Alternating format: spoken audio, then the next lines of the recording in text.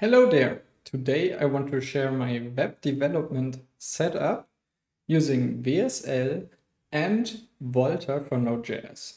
I will also share my favorite shell and the package manager that I'm currently using. So let's dive right in. So first I'm using WSL to run Linux on my Windows machine without the need to create a virtual machine or setting up something like dual boot. Then I'm using Volta to manage my JavaScript tools.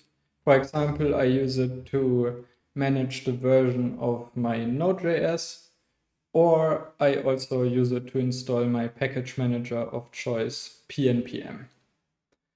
Besides that, I'm using the shell ZSH as a replacement for Bash because it allows you to install different plugins that makes the experience a bit nicer.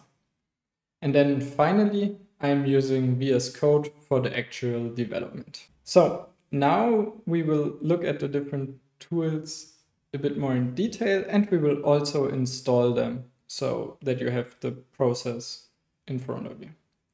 First, we will start with WSL2 using the steps in the Microsoft documentation. This documentation is really good and makes it really easy to do that. Next, we install ZSH and then enhance it with ZSH to manage it more easily. Then we get Volta with the curl command, and we can use it to manage the different JavaScript tools. Therefore, we will also use it to install Node.js with Volta install Node, and then also use it to install Pnpm with Volta install Pnpm. Lastly, we install VS Code to the Windows machine from the website and then add the WSL extensions for a smooth integration. I'm using this setup consisting of WSL, Volta, ZSH and VS Code for quite a while now, and I'm really happy with it. Therefore, I needed to share it with you.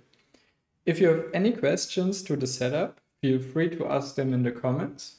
And if you like this video, I would be happy about a like and a subscribe to my channel. So, thanks so much for watching and see you in the next one.